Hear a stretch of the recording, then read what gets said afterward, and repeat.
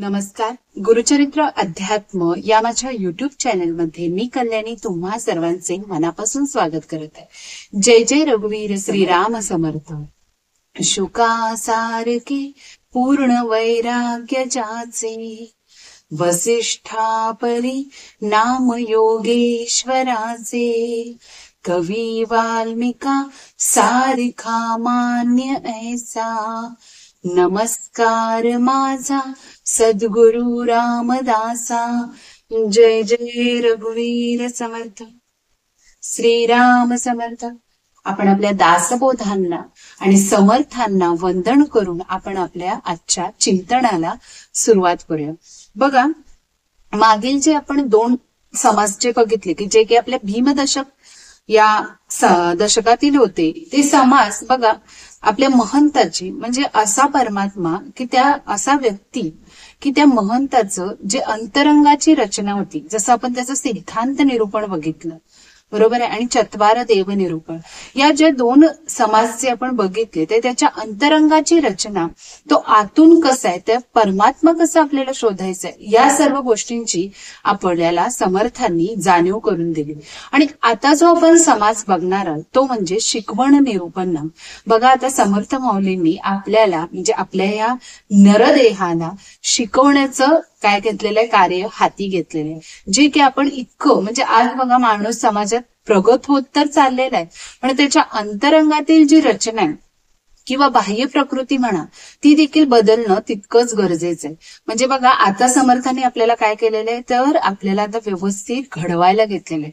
जसं शिल्पकार मूर्ती घडवतो त्याच पद्धतीने समर्थ माऊली आपल्याला आता घडवण्याचं कार्य हाती घेतलेलं आहे. बघा, या अशा निश्चळ परब्रह्म स्वरूप इतकं निश्चळ आहे, इतकं म्हणजे त्याच्यामध्ये निर्गुण निराकार आहे, पण ते असून देखील आपण त्याचं जे अस्तित्व आहे ते नाकारतोय, बरोबर आहे ना.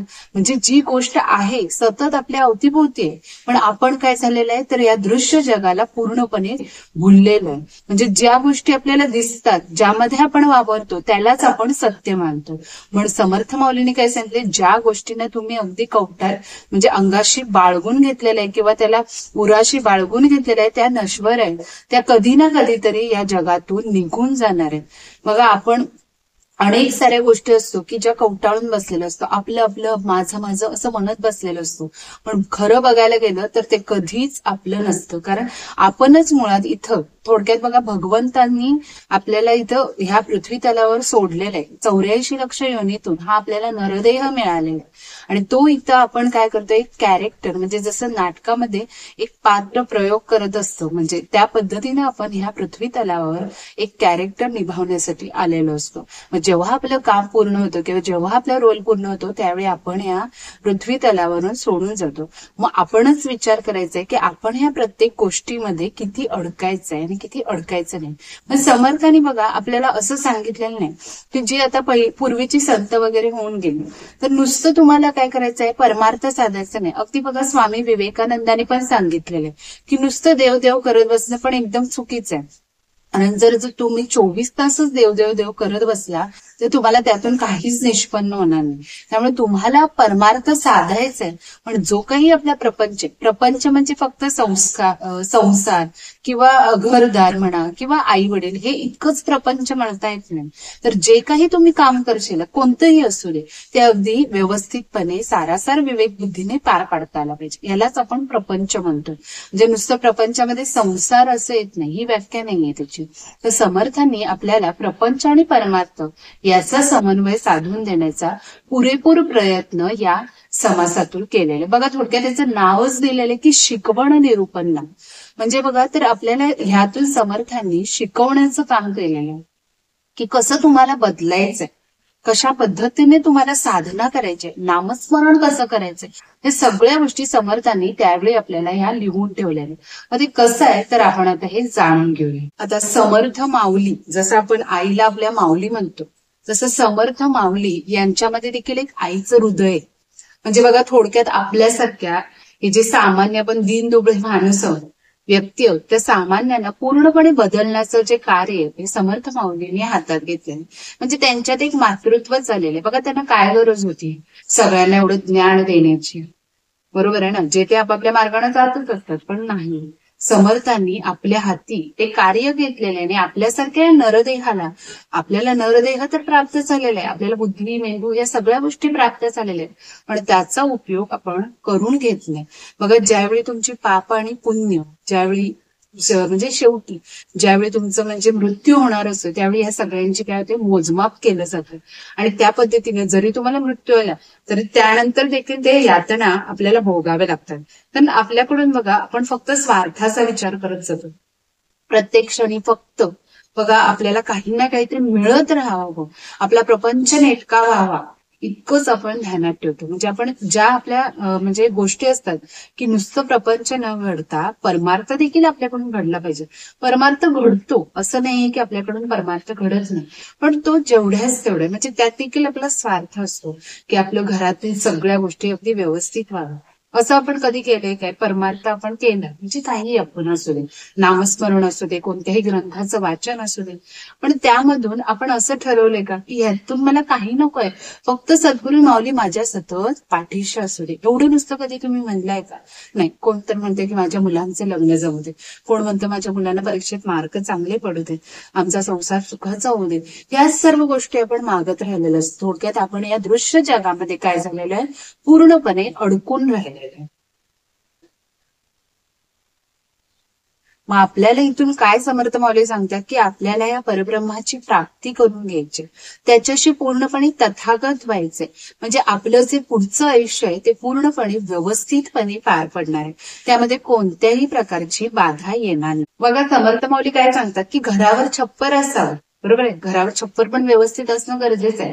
पण समजा त्या घराचा पायाच मजबूत नसेल तर त्या छपराचा काय उपयोग? खालनं जर घर ढासळलं तर वरच्या त्या छपराचा नक्की उपयोग तरी होईल. म्हणजेच आपल्याला काय करायचे, आपली जी मुळं आहे बघा, म्हणजे प्रत्येक जण म्हणजे थोडक्यात आपण काय करतोय तर साधना करतो, नामस्मरण करतो, पण ते सगळं वरवर झालं. म्हणजे जसं छप्पर वरचं असतं त्या पद्धतीने ते वरवर झालं. म्हणून मूळ आपल्याला काय करायचं, आपल्या अंतरंगी इतकं समर्थांशी किंवा सद्गुरूंशी एकरूप व्हायचंय, परमार्थाशी आपल्याला एकरूप व्हायचंय. तो जो निश्चळ परब्रह्म आहे त्याच्याशी पूर्णपणे विलीन व्हायचंय. म्हणजे थोडक्यात बघा, ह्या सर्व गोष्टी आपल्याला साधायच्या. आता समर्थ माऊलीने आपल्याला अनेक उदाहरण दिले की आजच्या काळात बघा, तर अनेक व्यक्ती जे असतात ते मोठमोठ्या अधिकारी पदावर असतात. म्हणजे त्यांचं पद इतकं उच्च स्तराचं असतं की ते त्याचा पुरेपूर उपभोग घेत असतात, पण अचानक त्यांच्यामध्ये एक स्वार्थ जागा होतो आणि त्यावेळी ते काय होतात, त्यांचा पाय घसरतो. म्हणजे थोडक्यात भ्रष्टाचार म्हणा. मग काय होतं की एवढ्या तुम्ही उच्च पदावर असताना ही गोष्ट केल्यामुळे काय होतं, तुम्हाला पुढचं आयुष्य अंधार कोठडीत घालवावं लागतं, म्हणजे थोडक्यात जेलमध्ये. मग अशी हे आपले आयुष्य आहे ज्याचा पुढचा काहीही भरोसा नाही. कधी कुणाला मृत्यू येईल, कधी कुणाचं आयुष्य जेलमध्ये जाईल, ही गोष्ट कुणालाही म्हणजे आजपर्यंत माहित नाही. त्यामुळे आपण काय म्हणायचं की जोपर्यंत हा श्वास शिल्लक आहे, जोपर्यंत हा श्वास चालू आहे, तोपर्यंत अखंड नामस्मरण, अखंड साधना. म्हणजे समर्थ नेहमी सांगतात बघा, नुसतं तुम्ही जय श्रीराम जरी म्हणला तरी तो जो आपला जो भाव आहे, ती जी श्रद्धा आहे, ती नक्कीच आपल्या परमेश्वरापर्यंत पोहोचते. म्हणजे इतकंच तुम्हाला करायचंय, ह्याच्या पलीकडे जाऊन तुम्हाला आणि काही करायची गरज नाही. ज्या ज्यावेळी तुम्ही काहीही काम करत असाल तर त्या त्यावेळी तुमच्याकडून अखंड नामस्मरण घडलं पाहिजे. जे मग तुमच्या मनात जे वाईट विचार येत असतात, निगेटिव्हिटी येत असते, ती सगळी दूर होण्यास मदत होते. म्हणजे आपलं कॉन्सन्ट्रेशन वाढत जातं. जर तुम्ही सतत बघा निगेटिव्ह विचार करत राहिला की काय होणार काय माहित नाही, पुढचं काय माहित नाही, कशाला आपण पुढच्याचा विचार करायचा. म्हणजे विचार करायचा. समर्थ माऊली सांगतात की असं नाहीये, तुमची मुलं आहे, जे काही आपल्याला जे जितकं लागणार आहे तितक्या गोष्टींचा विचार करायचा. आता म्हणजे लोक घरं वगैरे घेऊन ठेवतात का, तर आपल्या मुलांना पुढे प्रत्येकालाच, तो मुलगा देखील म्हणू शकतो ना, मला देखील घर घ्यायचं. म्हणजे तुम्ही खस्ता काढून या सगळ्या गोष्टी करत बसण्यापेक्षा जे काही तुम्हाला उपभोगायला मिळाले त्यात तुम्ही व्यवस्थितपणे त्याचा उपभोग करून घ्यायचा. म्हणजे आपल्याला परमार्थ साधायचंय, पण समर्थ माऊली काय सांगतात, नीती आणि न्याय म्हणजे सदाचरणाने तुम्हाला हा परमार्थ साधायचा आहे. जसं मंगलाचरण या समासामध्ये आपल्याला शुद्ध आचरण ठेवायला समर्थाने सांगितलं होतं, त्याप्रमाणेच त्या नीती आणि न्यायाने तुम्हाला या गोष्टी आपल्या पाया जो आहे तो भक्कम करून घ्यायचा आहे. आणि मगच आपण काय होणार आहे, पुढं त्यात पोचू शकणार आहे. म्हणजे कडेपर्यंत आपण जाऊ शकणार आहे. आपल्या शेवटच्या श्वासापर्यंत आपल्या मनामध्ये सतत काय राहणार आहेत, सद्गुरूच आपल्या मनामध्ये वास करणार आहे. म्हणजे समर्थ सांगतात की ही जी दोन तत्व आहेत त्यांना आपल्या जीवनातून कधीच तुम्ही दूर करू नका.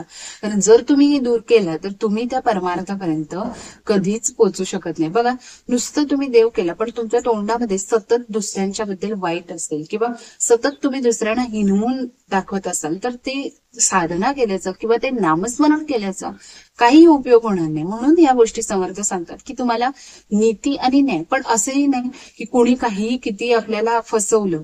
ते समर्थ सांगतात फसवून घ्यायचंही नाही आणि कुणाला फसवायचंही नाही.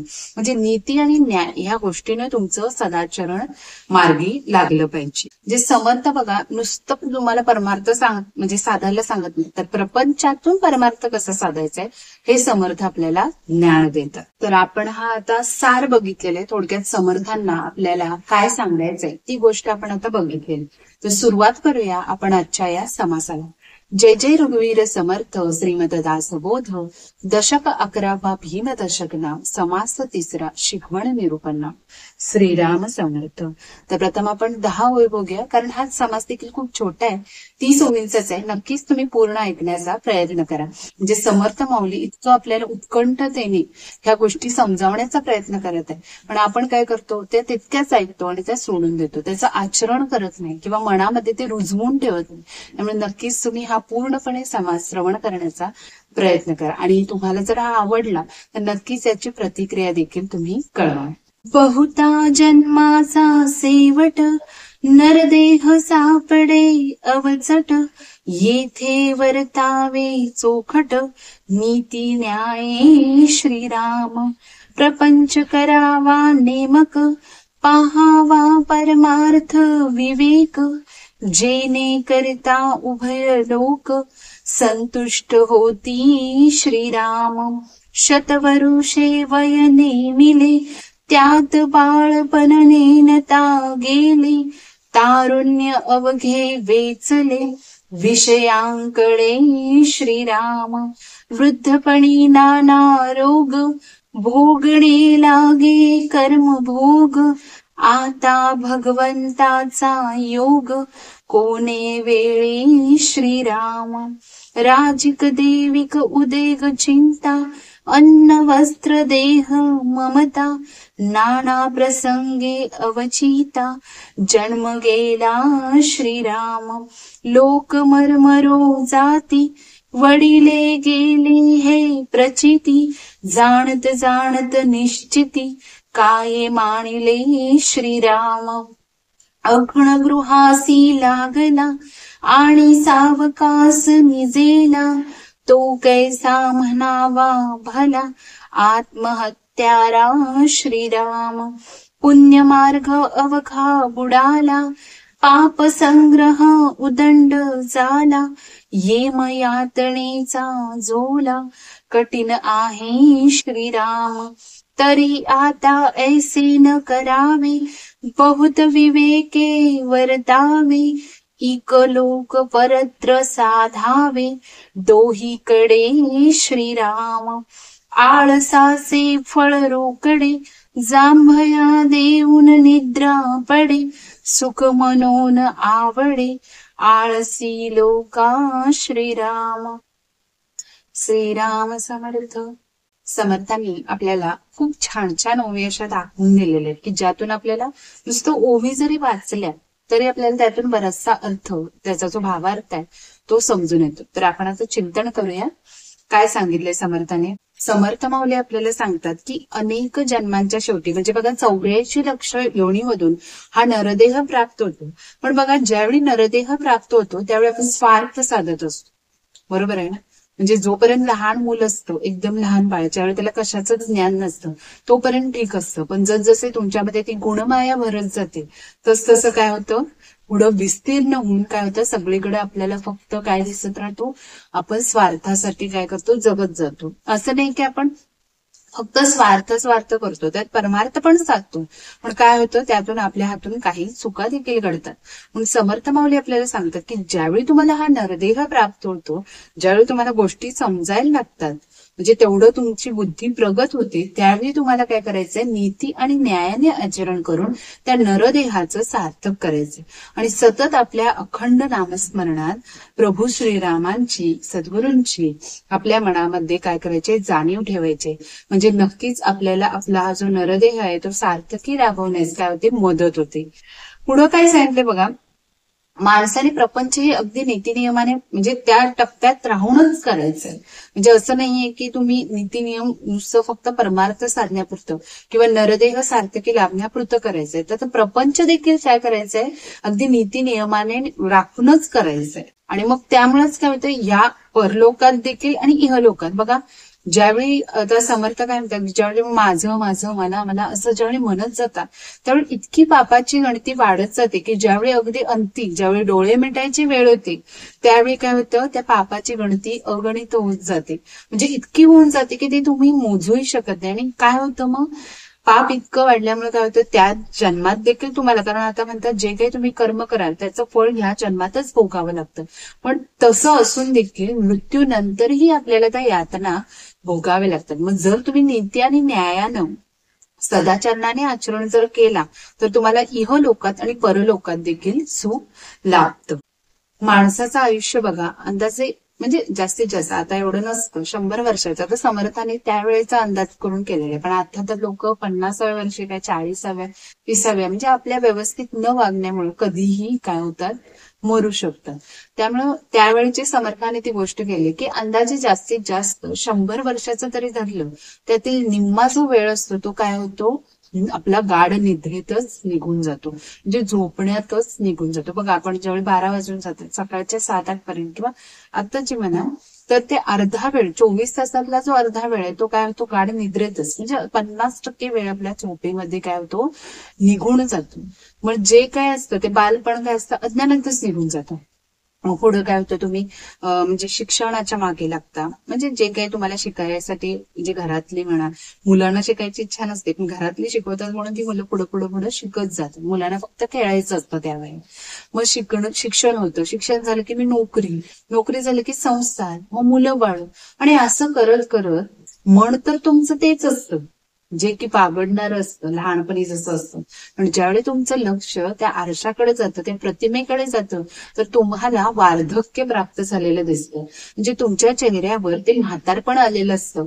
मग तुम्हाला कळून चुकतं की आपली जी आता वेळ झालेली आहे ती काय झालेली आहे, आता डोळे मिटण्याची वेळ झालेली. पण असं वाटतं की हा जो काळ आहे तो आत्ताच निघून गेला आणि आपण इथपर्यंत पोहोचलो की आता डोळे मिटायची वेळ आली, पण अजूनही वाटतं की आपल्याकडून काही ना काहीतरी गोष्टी अपूर्णच राहिल्या. म्हणून समर्थ माऊली सांगतात की ही जी, म्हणजे हा जो आपला काळ आहे, नरदेह हा अशासाठीच आहे की तो नश्वर आहे. तुमचं मन तरुण असणार आहे तेवढंच, जसं लहान मुलं असताना होतं तसंच मन असणार आहे, पण तुमचं जे शरीर असतं ते मात्र तुम्हाला साथ देत नाही. त्यामुळे सांगितलं की मग हे जे कर्म असतं ते भोगावेच लागतात, जे काही म्हणजे प्रारब्धाप्रमाणे, तुमच्या नशिबाप्रमाणे कर्मभोग हे तुम्हाला भोगावेच लागणार आहे. आणि भगवंताच्या मग प्राप्ती करून घ्यायचं म्हणलं तर हे सगळं करता करता अगदी वेळ निघून गेलेली असते. मग तुम्ही भगवंताची प्राप्ती करून तरी घेणार कधी, सांगा ना. कारण हे करता करता तुम्हाला वार्धक्य येतं आणि तुम्हाला मग वाटतं की आपण आता भगवंताची प्राप्ती करून घ्यायला जावे. आणि तेच जर तुम्ही अगदी तरुणपणापासून या जर गोष्टी केल्या असत्या तर तुम्हाला नक्कीच तो मोक्ष प्राप्त चांगल्या पद्धतीने मिळाला असता. समर्थांनी सांगितले की राजकीय दैविक उद्वेग चिंता, म्हणजे बघा, राजकीय त्रास असू दे, दैविक ताप, उद्वेग, चिंता, अन्न वस्त्राची तरतूद करणे. बघा, म्हणजे पुढच्या आपण भविष्याची तरतूद तर करून ठेवतच असतो ना. आज म्हणतो आपल्याला काही काही गोष्टी भोगायला मिळाल्या नाही, म्हणजे सुख म्हणा, तर आपल्या मुलांना देखील मिळू देत असं आपल्या प्रत्येकाच्या मनात असतं. त्यामुळे पुढची तरतूद आपण नक्कीच करून ठेवतो. पण हे अचानक जेवढे प्रसंग ओढवतात कुणाचा तरी, आता बघा काय काय असे व्यक्ती आहेत, मी ऐकले की आता त्यांची 2 महिन्यासाठी म्हणजे रिटायरमेंट राहिलेली आहे, पण काय होतं, अचानक त्यांना मृत्यू ओढवतो. मग अशा वेळी काय होतं, त्यांनी जे इतके दिवस कष्ट केलेले होते ते कष्ट सगळे काय जातात. पण समजा त्यांचं जर कर्म चांगले असेल तर काय होतं, त्याला ते चांगल्या पद्धतीने त्याचं म्हणजे लोक म्हणजे समर्थांनी हे राजकीय दृष्टिकोनातून हे उदाहरण दिलेलं आहे की अगदी म्हणजे चांगल्या पदावर अधिकारी असतात पण अशा काही गोष्टी करतात, कोणी कोणी भ्रष्टाचार, लाच ह्या गोष्टी करतात, तर कुणाला अचानक मृत्यू ओढवतो, त्यामुळे काय होतं उर्वरित आयुष्य त्यांचं पूर्णपणे अंधारच झालं. म्हणजे समर्थाने इथे हीच गोष्ट सांगितली की तुम्ही जोपर्यंत तुमचा श्वास चालू आहे तोपर्यंत तुमची कर्म चांगली करत राहावं. म्हणजे तुम्हाला जरी मृत्यू जरी आला, म्हणून बघा म्हणजे जसं पूर्वी शबरी माता जी होती प्रभू श्रीरामांची अगदी शेवटपर्यंत वाट बघत राहिली, आणि ज्यावेळी प्रभू श्रीराम तिला म्हणजे तिनं जी बोरं ठेवलेली असतात ती चाकून ज्यावेळी ती प्रभू श्रीरामांना देते, तिची एवढीच इच्छा असते की आपण आपल्या घरी प्रभू श्रीराम आले की त्यांचं दर्शन आपल्याला व्हावं आणि आपल्या इथली झाडाची बोरं प्रभू श्रीरामांना द्यावी. आणि एकदा का ते देऊन झाले, प्रभू श्रीराम तिथून गेले की न तिला काय होतं तिथेच मोक्ष प्राप्ती होते. म्हणजे तिची शेवटची इच्छा हीच होती की आपल्याला प्रभू श्रीरामांचं दर्शन व्हावं, हीच एक इच्छा तिच्या मनात होती. त्यामुळे काय झालं, तिने शेवटपर्यंत फक्त ह्या गोष्टीचाच विचार करत राहिलो. पण आपण तसं करतो का, आपण भविष्याची तरतूद करत राहतो की पुढं काय होईल ह्या गोष्टींचाच विचार करत राहतो. समर्थांनी आपल्याला सांगितलं की जो तो वेळ मिळेल त्यातून आपल्याला थोडाफार का विना पण परमार्थ साधायचा. बघा आजूबाजूला लोक ही मरतच असतात, वडील माणसेही सतत जात असतात, म्हणजे वय जसं होईल त्या पद्धतीनं, किंवा आता तर तरुणपणात देखील जातात. मग आपण शोक बघा मरे एक कोण त्याचा दुजा शोक व्हाई, समर्थाने जसं मनाच्या श्लोकातून सांगितलंय, एक मेल्यानंतर दुसरा काय करतो त्याचा शोक वाहतो. मग त्याची जर कर्म चांगली नसतील तर म्हणतात की बरं झालं हा माणूस मेला. म्हणजे असं आहे, जर तुम्ही चांगली कर्म केलेली असतील तर नक्कीच दुसऱ्यांच्या मनाला देखील यातना हे होणार आहे, पण ते काय आहे तितकं त्यापुरतंच. नंतर त्यावेळी काय होते, ते मन तिथून निघून गेलेलं असतो, राहिलेला असतो तो फक्त देह, जो की नश्वर असतो, त्याचा नाश तात्काळ करणं गरजेचं आहे, नाहीतर त्याला बघा वास यावा लागतो. म्हणून ह्याच्या गोष्टी समर्थाने सांगितले, हा एक देह आहे, तुम्हाला लाभलेलं एक आवरण आहे. पण तुमचं जर मन चांगलं असेल तर मात्र ह्या गोष्टी तुमच्या म्हणजे इतरांच्या मनाला शिवणार देखील नाही. बघा समजा कुठं आग लागलेली असेल तर असा चुकूनच कोणतरी मनुष्य असेल, ठीक आहे बाबा आग लागली, आपण मात्र कुशाल झोपून राहावं, मग ह्याला आपण शहाणं म्हणू शकतो का, तर मूर्खच असणार ना. जर आग लागली असेल तर काय होतं, सगळी पळापळ होऊ लागते. म्हणजे समर्थाने इथं सांगितलं की अग्नगृहासी लागला आणि सावकाश निजेला, तो कैसा म्हणावा बोला आत्महत्यारा, मग त्याला मग आत्मघातकीच म्हणावं लागेल. बघा नुसतं जीवनामध्ये फक्त आणि फक्त चांगली कर्म केलीच नाही, फक्त आणि फक्त पापाने पैसा कमवला, म्हणजे कोणत्याही पद्धतीने असू दे, म्हणजे कुणाला तरी खूणमारी करून, जसे आता डाकू वगैरे असतात, जे नक्षलवादी असतात, ते फक्त ह्याच गोष्टी करत असतात, दुसऱ्यांना ओरबाडून काय करत असतात, पैसे लुटत असतात. पण त्या पैशाचा उपयोग काय नसतो, कधी ना कधी त्यांना पोलिसाच्या गोळीची वाट बघावीच लागते किंवा उरलेलं आयुष्य अंधार कोठडीत घालवावंच लागतं. आणि हे एवढं होऊन ते तर आयुष्य त्यांचं वाया जाणारच आहे, पण पुढं ज्या यमयातना भोगाव्या लागणार आहेत, म्हणजे असं नाही की तुम्हाला मृत्यू आला म्हणजे संपलं, तर ते जे मन जाणार आहे ते काय होणार आहे, पुढं यमयातना भोगण्यासाठी आपल्याला सज्ज राहावं लागणार आहे. म्हणजे पुढे देखील जसं नरक आणि पाताळामध्ये जसं बोललं जातं स्वर्ग आणि नरक, तर ह्या गोष्टी देखील जिथं तुमचं पुण्य असेल तर तुम्ही स्वर्गात जाशील, आणि पाप असेल तर नरकात जाशील. ह्या गोष्टी आपण वारंवार ऐकल्याच असतील, म्हणजे त्या यमयातनाही भोगाव्या लागणार आहे. म्हणून आता समर्थाने सांगितलेलं आहे की आपल्याला आता असं करायचं नाही की ज्याकरती प्रपंच आणि परमार्थ यामध्ये समन्वय साधायचा आहे, म्हणजे आपल्याला इहलोकात म्हणजे आता जे राहतोय त्या इहलोकात आणि परलोकात देखील सुख लाभू शकेल. बघा आणि समर्थाने शेवटची 10वी जी ओवी सांगितली ती खूप सुंदर सांगितली की आळसाचे फळ रोकडे. बघा जो कोणी अत्यंत आळशी असतो म्हणजे त्याला काही फरकच पडत नसतो, त्याला वाटतं की आपण झोपून राहिलो त्यात आपलं खूप मोठं सुख आहे. बघा अनेक जण असतील म्हणजे सुट्टी असेल तर काय करतात, निवांत झोपून राहतात. दर दिवशी त्यांना कामाला जाण्याची गडबड असते, पण सुट्टी असेल ते काय होतात, निवांत झोपून जातात, आणि त्यावेळेस त्यांना ते काय होतं, सुख लागते. पण अशी थोडीच व्यक्ती असतील की ज्या दिवशी त्यांची सुट्टी असेल त्या दिवशी म्हणतील काय, आपण देवाचं नामस्मरण करूया, अखंड नामस्मरण करूया आणि आपला जो देह आहे तो सार्थकी लावूया, असे थोडेच लोक असतील. म्हणून काय सांगितले की आळसाचे फळ रोपडे. जो कोणी अत्यंत आळशी असतो त्याला त्याच्या आळसाचं फळ तात्काळ प्राप्त होतं, त्याला लगेच मिळतं ते फळ. आणि असा माणूस जांभया देऊन खुशाल काय होतो, झोपी जातो. आणि आळशी लोकांना अशा प्रकारे काय होतं, झोपून राहण्याच खूप मजा वाटत राहते. जास्त समर्थाने हास्यास्पद देखील उदाहरणं आपल्याला दाखवून दिले की आळशी मनुष्य कसा असतो. मग सकाळी गजर तर लावलेला असतो, पण काय म्हणतो, थोडं 10 मिनिटांनी उठून नंतर उठून काही फायदा तर होणार नसतो, पण काय होतो, तो आणि झोपी जात राहतो. पुढील ओवी आपण आता बघूया. साक्षेप करिता कष्टती, परंतु पुढे सुरवाढती. खाती जेवती सुखी होती, येतने करुणी श्रीराम. आळस उदासना गवना, आळस प्रयत्न बुडवना. आळसे करंटपणाच्या खुणा, प्रगट करीती श्रीराम. म्हणून आळस नसावा, तरीच पाविजे वैभवा. अरत्री परत्री जीवा, समाधान श्रीराम. प्रयत्न करावा तो कोण, हेची ऐका निरूपण. सावध करुण अंतःकरण, निमिष एक श्रीराम. प्रातःकाळी उठावे, काही पाठांतर करावे. येथान शक्ती आठवावे, सर्वोत्तमासी श्रीराम. मग दिशेकडे जावे, जे कोणासीच नव्हे ठावे. शौच आचमन करावे, निर्मळ जळे श्रीराम. मुखमार्जन प्राथ स्नान, संध्या तर्पण देवतार्चन. पुढे वैश्य देवोपासन, येथा सांग श्रीराम. काही फळाहार घ्यावा, मग संसार धंदा करावा. सुशब्दे राजी राखावा, सकळ लोक श्रीराम. ज्या ज्याचा जो व्यापार, तेथे असावे खबरदार. दुश्चितपणे तरी पोर, वेढा लावी श्रीराम. चुकी ठके विसरे सांडी, आठवण झाली या चरफडी. दुश्चित आळसाची रकडी, प्रचित पहा श्रीराम.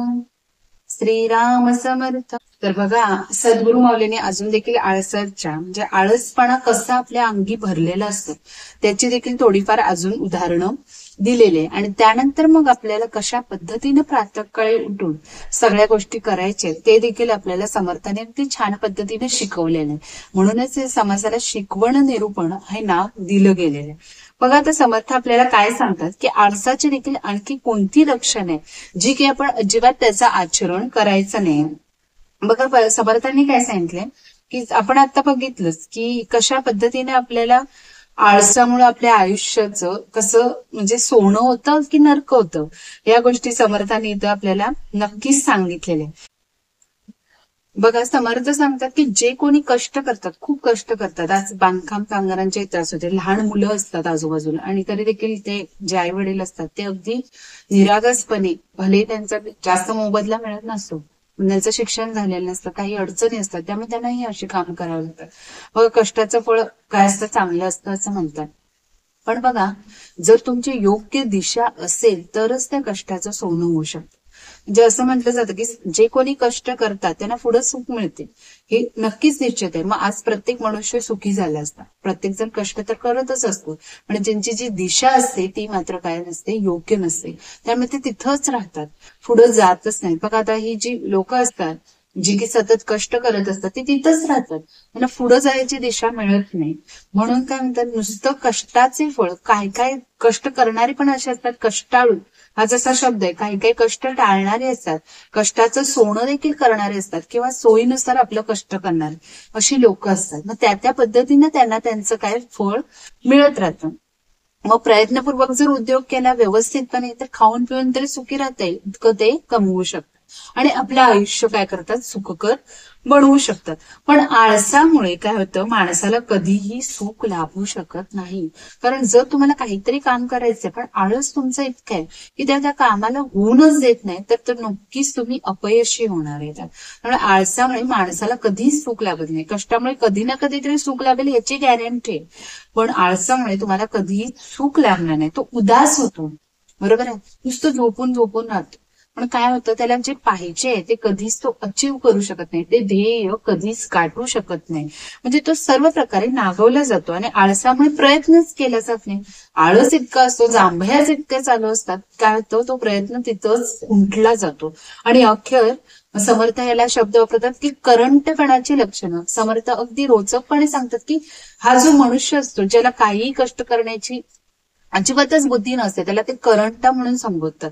त्याला म्हणजे प्रत्येक क्षणी, म्हणजे प्रत्येक काही काही पहिले आपले समास होऊन गेले, त्यात देखील करंटपणाची लक्षणं त्यांनी सांगितली होती. पण आता समर्थ काय सांगतात, आपल्याला जो प्रयत्न करायचा आहे तो तुम्ही सावधपणे ते ऐका. म्हणजे याचं चिंतन आपल्याला आता करायचंय. समर्थ माऊली आपल्याला ते आता निरूपण सांगणार आहे. समर्थ म्हणतात की आपलं जे आयुष्य असतं ते एका चौरंगासारखंच असतं बघा. चौरंगासारखं का, चौरंगाचे चारही पाय आपल्याला समान असावे लागतात. जर चारही पायामध्ये काहीतरी उंची कमी जास्त झाली तर समतोल काय जातो, बिघडला जातो. तसं आपले जे चार आयुष्यातले जे महत्वाचे मर्म आहे ते म्हणजे कोणते, अर्थ, धर्म, काम आणि मोक्ष. बघा काही काही मनुष्य फक्त अर्थाचा म्हणजे परमार्थ प्राप्तीचं त्यांच्याशी काही घेणं देणंच नसतं, फक्त पैसा कसा मिळवता येईल इतकंच लक्ष असतं. काही काही जण धर्माची देखील प्राप्ती करून घेतात, म्हणजे ज्या काही गोष्टी बेसिक असतात त्या गोष्टी त्यांना माहित असतात, पण ते पूर्णपणे त्यात काय होतात, वाहून जात नाही. सगळ्या गोष्टी काय करतात, जितक्याच तितके करतात. काही काही जण फक्त काम, म्हणजे त्यांच्यामध्ये प्रत्येक ठिकाणी स्वार्थ असतो, काम असते, वासना असते, आसक्ती असते, त्यामुळे काय होतं, त्यांना ती गोष्ट लाभू शकत नाही. मग अशा जर गोष्टी व्यवस्थित प्रमाणे आपल्या आयुष्यात समतोल करून असल्या तर काय होतं, आपल्याला तो जो चौरंग असतो, जसा आपल्या आयुष्याचा चौरंग आहे तो पूर्णपणे व्यवस्थित कंप्लीट होण्यास मदत होते. जसं बघा दुचाकी गाडी असेल, त्यातील एक चाक मोठं असेल आणि एक चाक लहान असेल तर त्याचा समतोल कसा बिघडणार, ती गाडी तिथल्या तिथेच फिरत राहणार, पुढे व्यवस्थितपणे रस्त्यावरून चालू शकणार नाही. असंच आहे, म्हणजे आपलं जे आयुष्य आहे त्यामध्ये प्रपंच आणि परमार्थ याची जी दोन चाक आहेत ती व्यवस्थितपणे आपल्याला घडवायची.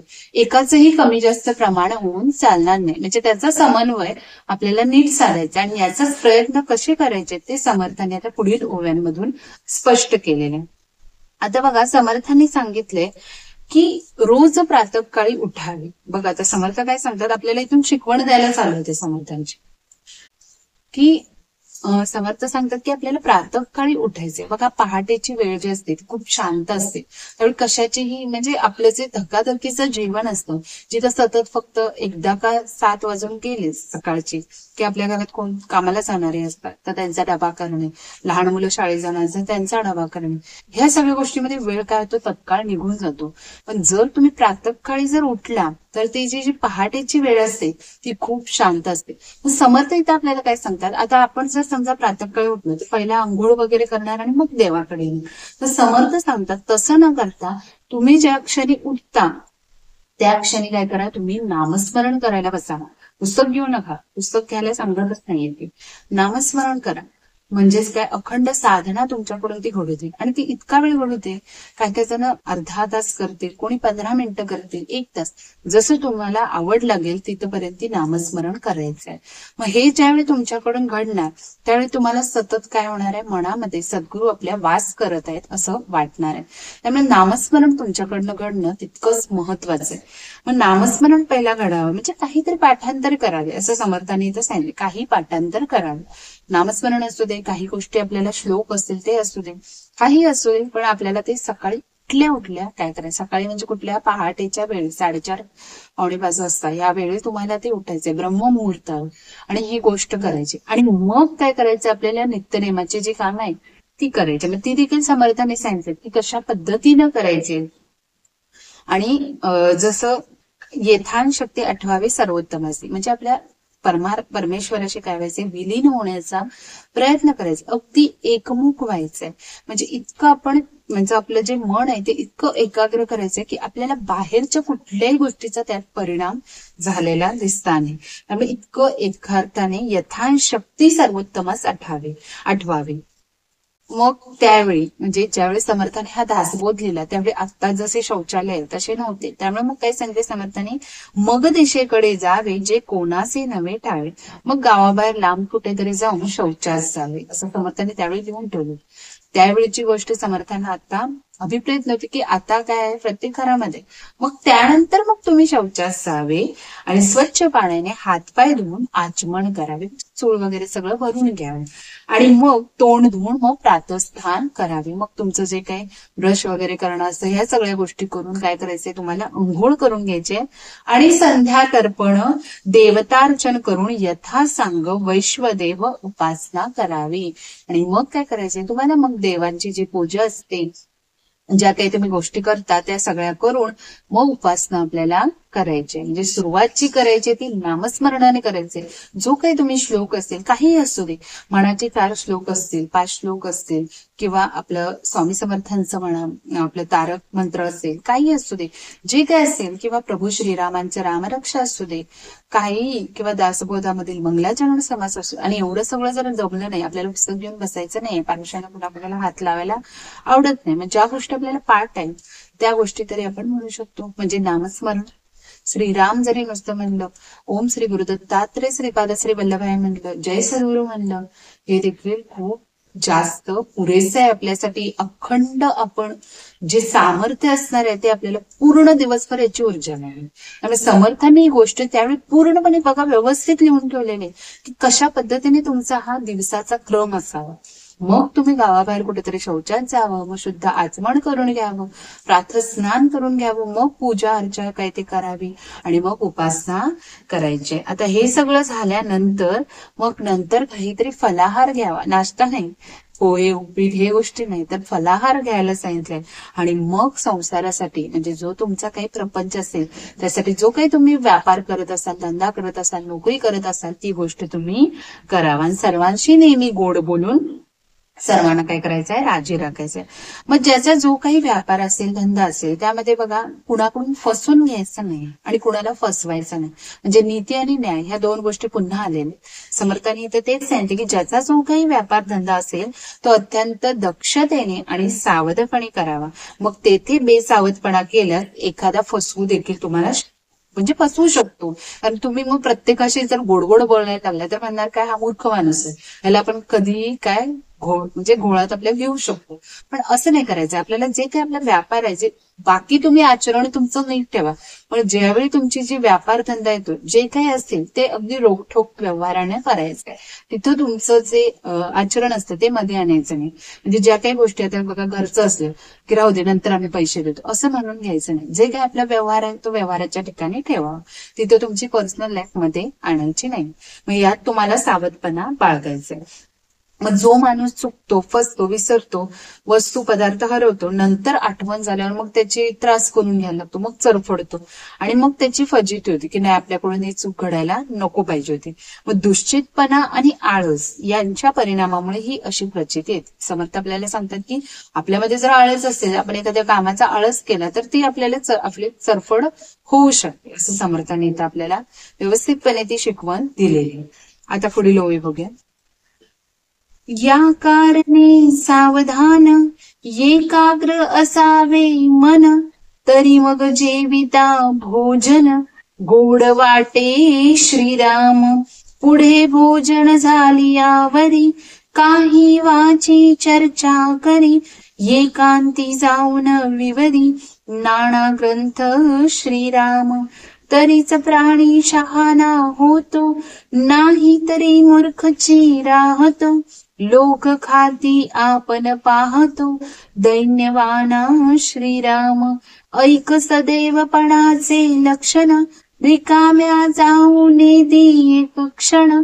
प्रपंच व्यवसायाचे ज्ञान, बरे पाहे श्रीराम.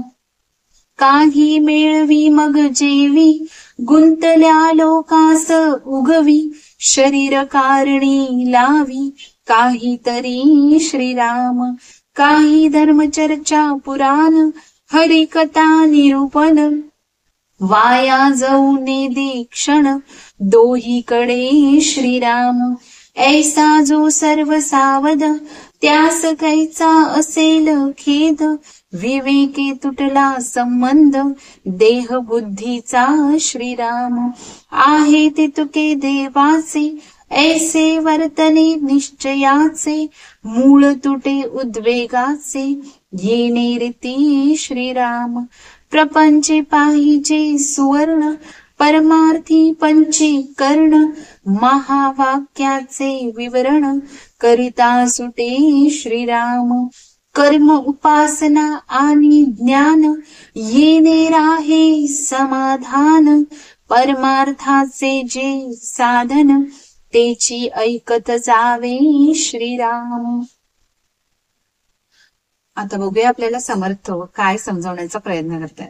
म्हणून काय सांगितले की जे आता आपली मागील ओळी झाली, व्यापार धंद्याच्या ठिकाणी आपल्याला सावधपणे ते काम करायचे. म्हणजे माणसाने अत्यंत सावध असावे आणि जे काही करायचं असेल, कुठलंही काम असू दे, अभ्यास असू दे, शिक्षण असू दे, नोकरी असू दे, मन एकाग्र ठेवून तुम्हाला ते करायचंय. आणि अशा रीतीने आपला उद्योगधंदा जो आहे तो व्यवस्थित करून घरी आल्यावर ज्यावेळी तुम्ही एखादं काम कधी चांगल्या पद्धतीने करत असाल, आता तुम्ही तुमच्यावरून उदाहरण घ्या, त्यावेळी तुम्ही जे रात्री जे जेवण जेवणार ते तुम्हाला गोड लागणार. आणि जर तुमच्याच कामामध्ये फसवणूक असेल, तुमची इतरांना फसवणूक असेल, तर नक्कीच तुम्हाला झोप देखील येणार नाही आणि जेवण देखील गोड लागणार नाही. आणि पुढं भोजन झाल्यावरही अनेक चांगल्या ग्रंथाचं वाचन करावं. बघा, भोजन तुमचं झाल्यानंतरही, रात्रीचं म्हणा, ते भोजन झाल्यानंतरही तुम्हाला चांगल्या कोणत्याही दासबोध ग्रंथ असू दे, मनाचे श्लोक असू दे किंवा स्वामी समर्थांचं असू दे, कोणतंही असू दे, ते त्याची तुम्हाला काय करायचंय, वाचन करायचंय. आणि अगदीच काही जमलं नाही तर एक जपमाळ घेऊन काय करायचंय, नामस्मरण करायचंय. मग त्यावर चर्चा करावी, नंतर एकांतात त्यावर मनन आणि चिंतन करायचे. आणि याप्रमाणे जर तुम्ही वागत राहिला, ही जर तुमची दिनचर्या ठेवला, तर माणूस काय म्हणतो, शहाणा होतो. नाहीतर काय होतो, तो मूर्खच राहतो. आणि मग लोक खात पीत असताना त्याच्याकडे आषाढ भूतासारखा दैन्यवाना होऊन तो काय करतो, पाहायला लागतो. जे असं समर्थाने इथे सांगितलेले, जर तुम्ही या पद्धतीने तुमचं आचरण ठेवलं तर तुम्हाला काय म्हणणार आहेत, लोक सगळे शहाणेच म्हणणार आहे. नाहीतर दैन्यवाना होऊन आषाढ भूतासारखा तो इतरांकडे पाहत राहतो. आता भाग्यवंतांचे लक्षण समर्थाने इथे सांगितलेले. भाग्यवान जो असतो तो एक क्षण देखील रिकामा बसून राहत नाही. आपल्या प्रपंचासाठी जो व्यवसाय करतो त्याचे उत्तम ज्ञान तो संपादन करतो. त्यासाठी जे काही शिकायला लागते त्या सगळ्या गोष्टी तो शिकून घेतो आणि सर्व वेळ जो असतो सार्थकी लावतो. जो करंट असतो तो ह्या गोष्टी करत नाही, त्याच्यामध्ये फक्त आळस भरलेला असतो. जो भाग्यवान असतो तो आपलं पूर्ण जे ज्ञान आहे तो वाढवण्याचा प्रयत्न करतो. मग काही ना काही कमावल्याशिवाय जो खात नाही, जे काहीतरी कमवलं तरच तो खाणार. व अडलेल्या नडलेल्या लोकांना म्हणजे दानधर्म देखील केला पाहिजे. बघा, जर तुम्ही 100 रुपये कमवत असाल तर 10 रुपये तरी आपण दान करावे. मग त्या पद्धतीने मग ज्या गोष्टी तुम्ही जसं कराल तसं त्या पद्धतीने आपले 10% तरी आपण इतरांना दिलं पाहिजे, असं समर्थ आपल्याला सांगतात. मग अडलेल्या नडलेल्यांना देखील यथाशक्ती जो मदत करत असतो असा मनुष्य खरोखरच आपल्या देहाचे काय करत असतो, सार्थक करून घेत असतो. म्हणजे परमार्थ भक्ती म्हणजे नुसतं आपण देवाचं वाचन हे नव्हे, तर तुम्ही इतरांना दान देखील त्यांना जे अगदी एक वेळच्या अन्नासाठी महाग झालेले त्यांना तुम्ही मदत करू शकता. बरोबर आहे ना? तर ह्या गोष्टी तुम्हाला करायचे. मग असा जो सर्व काळ सर्व विषयांबाबत अत्यंत सावध असतो त्याचा मग खेद होईलच कसा, त्याचा हसं होणारच नाही ना.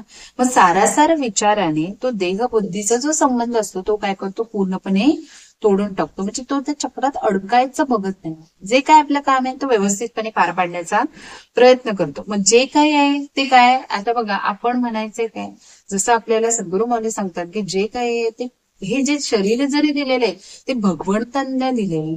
सतत आपल्या मनामध्ये भगवंताचं जर नामस्मरण असेल, म्हणजे आज जे मी काय कमवतो बघा, सगळं जर जाऊन तुम्ही समर्थांना विचारून प्रत्येक गोष्ट केली तर नक्कीच तुम्हाला याचा फायदा होईल. कधी करून बघा.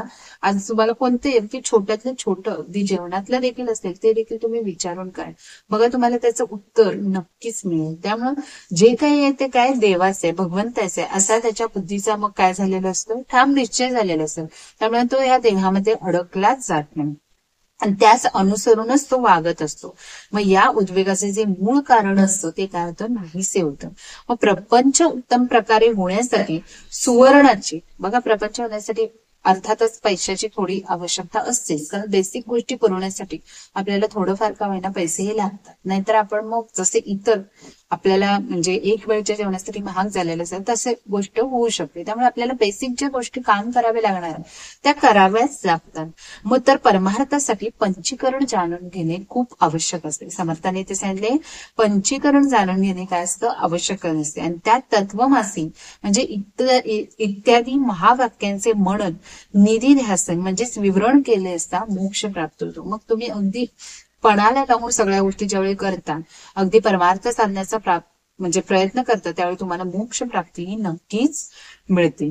म्हणजे कर्म, उपासना आणि ज्ञान यापैकी आपणास जे आवडेल ते परमार्थ साधन करावे. कर्म असते, कोणाकोणाला दान करायला आवडतं ते ठीक आहे, ते करायचं. कोणाला उपासना करायला आवडते, ज्ञान कुणाला संपादन करायला, ह्या तिन्ही पैकी जी गोष्ट तुम्हाला आवडेल ती गोष्ट तुम्ही करायची. म्हणजे असं नाही की नुसतं उपासनाच देवदेव करत राहिलं तरच आपल्याला परमार्थ प्राप्त होतं असं नाही.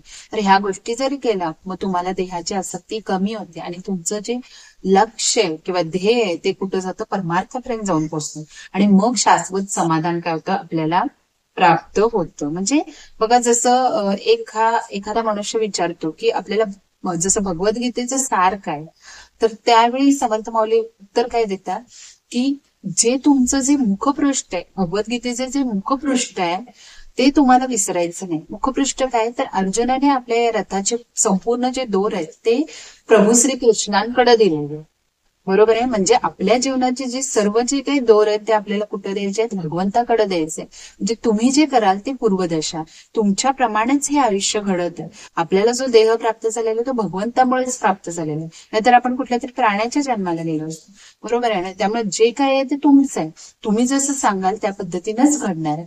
हे ज्यावेळी तुमच्या मनात ती गोष्ट रुजणार त्यावेळी तुमचं आयुष्य काय होणार आहे, सुखकर बनणार आहे, असं समर्थाने इथे आपल्याला सांगितलेलं आहे. आणि त्यावेळी तुम्हाला त्या मीपणाचा, अहंकाराचा मात्र त्याग करायचा. जर तुमच्यात मीपणा असेल तर मुळातच ही गोष्ट तुम्हाला मग पटणारच नाही की तुम्हाला तुमचे दूर भगवंताकडे द्यायचंय. मग मीपणाचा तुम्हाला त्याग करशील त्यावेळी तुमचा हळूहळू देह काय होणार आहे, पूर्णपणे भगवंताच्या स्वाधीन होणार आहे. म्हणजे अंतःकरणात आपल्याला जो विवेक आहे तो पूर्णपणे घट्टपणे बांधून घ्यायचा आहे.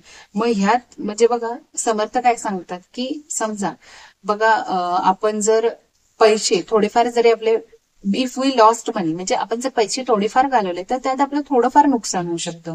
किंवा समर्थाने सांगितले म्हणजे आपले जर आरोग्याची हेळसांड झाली तर त्यात आपण काही खाणपान वगैरे डाएट व्यवस्थित करून आपण व्यवस्थितपणे पुन्हा ते आरोग्य प्राप्त करू शकतो.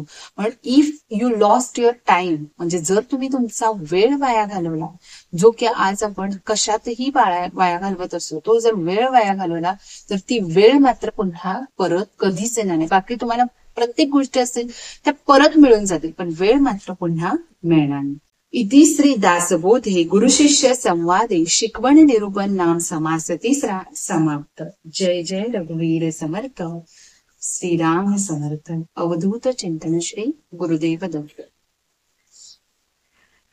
तर अशा पद्धतीने हा समास इथेच संपलेला आहे. आणि जर तुम्हाला हा व्हिडिओ आवडला तर नक्कीच या चॅनलला तुम्ही सबस्क्राईब करा, लाईक करा. आणि जर तुम्हाला काही म्हणजे प्रश्न मनात पडले असतील, आणि बघा हे जे निरूपण आहे ते फक्त आणि फक्त समर्थांचं आहे, मी हे निरूपण करत नाही, मी फक्त त्याचं चिंतन करण्याचा प्रयत्न करत आहे, भावार्थ सांगण्याचा प्रयत्न करत. माझा यात कोणताही अंधश्रद्धा पसरवण्याचा किंवा कुणाला काही म्हणजे चुकीच्या मार्गाला लावण्याचा उद्देश नाहीये. तर मी अगदी जे काही चिंतन असेल, जो काही भावार्थ असेल तो सांगण्याचा प्रयत्न केलेला. यात मी कुणाच्याही भावना दुखवण्याचा प्रयत्न करत नाही.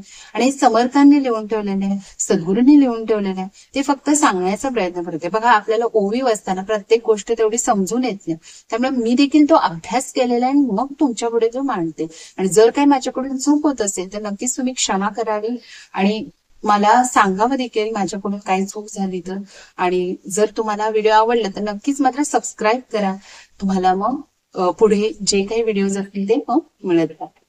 जय जय रघुवीर समर्थ. श्रीराम समर्थ.